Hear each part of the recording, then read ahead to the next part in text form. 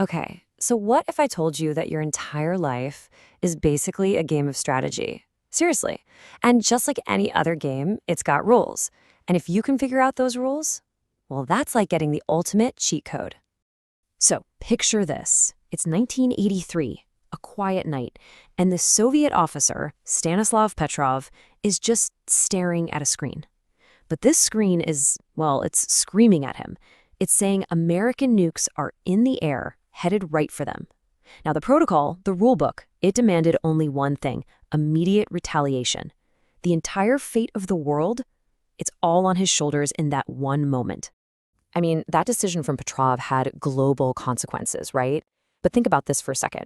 What if the choices you make every single day, in your job, with your friends, your family, your future, what if those are just as critical for the little world you're building for yourself? Right, so let's talk about what Petrov did. His choice, it wasn't just a random guess. No way. It was a super high-stakes strategic calculation. In that one moment, he was literally playing a game with the fate of the entire planet. And believe it or not, there's actually a science to understanding these kinds of decisions. It's like the official rulebook for the game of life, and it's called game theory. So what is this thing exactly? Well, at its core, game theory is the science of strategy. It's a whole way of thinking that helps us predict what other people are going to do so we can make smarter moves ourselves. And listen, it's not about being sneaky or manipulative. Not at all. It's about seeing the whole chessboard and actually understanding how all the pieces are moving. Okay, to really wrap our heads around this, we've got to look at the most famous example in all of game theory. It's called the prisoner's dilemma. And I promise you, once you understand this one little scenario, you're going to start seeing it absolutely everywhere in your life. All right, so here's the setup. Imagine you and a partner in crime, you get caught. The cops separate you, and they come to you with a deal. They say, betray your partner and you walk free. They'll get a long, long sentence. But if you both stay quiet, cooperate with each other, you both just get a light slap on the wrist. Here's the kicker, though. If you both betray each other, you both get a medium sentence. And the catch? You have absolutely no idea what your partner is going to choose. Now, this is where it gets really interesting, because the cold, hard logic is kind of counterintuitive. If you just look at this grid, the safest, most selfish move is always to betray your partner. I mean, think about it. Best case, you win big. Worst case, you get a medium sentence. You totally avoid that losing big scenario. But, and this is so crucial, if both of you follow that same rational logic, you both end up losing. The only way to get to that best possible outcome for both of you is through trust. It's a total leap of faith.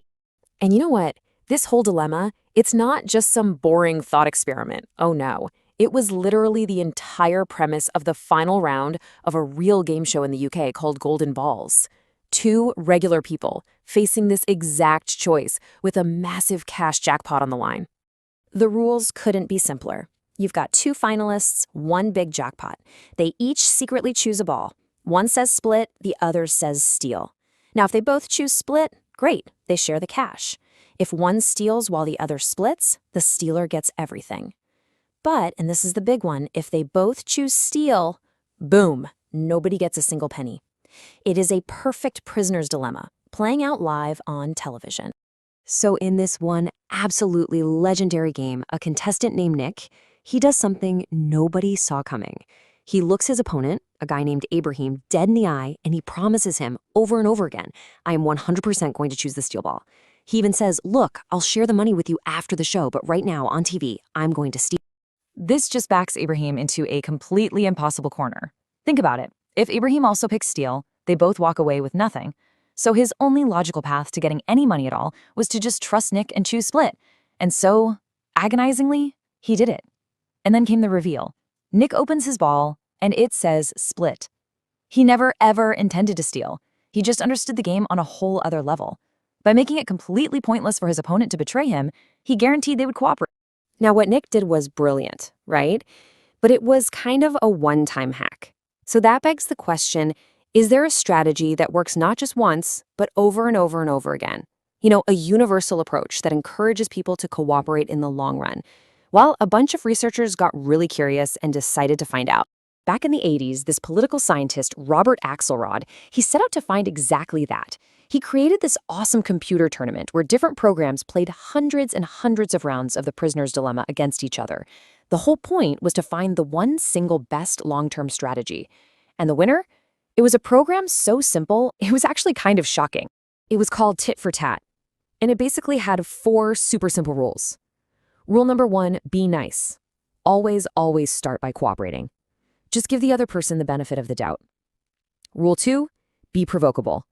The second your opponent betrays you, you retaliate immediately on the very next move. No hesitation. Rule 3, be forgiving.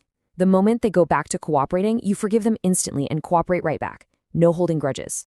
And finally, Rule 4, be clear. Your strategy is so simple, so predictable, that your opponent can figure it out in no time. So here's the really crucial takeaway. Tit for tat doesn't win by being mean or aggressive or tricky, not at all. As Axelrod himself put it, it succeeds by eliciting cooperation from others, not by crushing them. It creates this stable, positive feedback loop. Okay, this all sounds pretty perfect, doesn't it? Be nice, stand up for yourself, but be forgiving. What's not to like? But, well, life is messy. It's not a clean computer simulation. So what happens when signals get crossed? When there's a misunderstanding, a glitch in the game? Turns out, simple tit for tat has this one fatal flaw, a huge vulnerability. Just imagine, you think your friend betrayed you, but really it was just a simple miscommunication, so you retaliate. Now, from their perspective, your retaliation looks like a totally unprovoked attack. So what do? They retaliate back. And just like that, you're locked in this endless death spiral of revenge, all over something that wasn't even real to begin with. Both of you just lose and lose and lose. So this problem led to an upgrade. It's called generous tit for tat. It follows all the same simple rules, but with one tiny little tweak. Every so often, let's say 1 time out of 10, it'll just forgive what looks like a betrayal, just in case it was a mistake. And that tiny little bit of grace, it's enough to break that whole revenge cycle before it even starts. It's an absolutely crucial upgrade for the real world. Because let's be honest, real life is full of miscommunication. And that brings us right back to where we started this whole thing. Stanislav Petrov all alone in that bunker. The system, the ultimate authority he's supposed to trust, it defected. It screamed that the enemy had launched a first strike. Now, protocol, which is basically a perfect tit-for-tat response, demanded he retaliate immediately. But he didn't do it. He just had a hunch, a gut feeling that it was a glitch. So he chose, in that one critical moment, to forgive the system's apparent betrayal. He acted generously. He assumed it was a mistake. And that single, real-world act of generous tit-for-tat saved the entire world from nuclear war. And guess what? He was right. It was just a false alarm. So, okay, we've gone through all this theory, the dilemmas, the strategies. So what are the actual cheat codes? What can we take away from all this and actually use in our own lives? How do we play the game better? All right, here they are. First, think long-term. Life isn't a single round, it's a repeated game. Your reputation follows you around. Second, start nice, but always be ready to stand your ground. Cooperate first, for sure, but don't let anyone walk all over you. Third, forgive mistakes. Don't get trapped in those nasty revenge spirals over a simple misunderstanding. It's just not worth it. Fourth, build alliances. Come on, life is a multiplayer game, not a solo quest.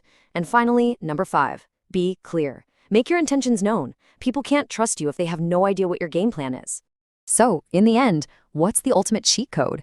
The math, the data, it's all crystal clear. Selfishness might, maybe, win you a single round. But cooperation, that's what wins the whole game. The most successful, the most rational way to play the game of life isn't about defeating other people. It's about building a game that's so good, everyone wants to keep playing with you. That is how you truly win.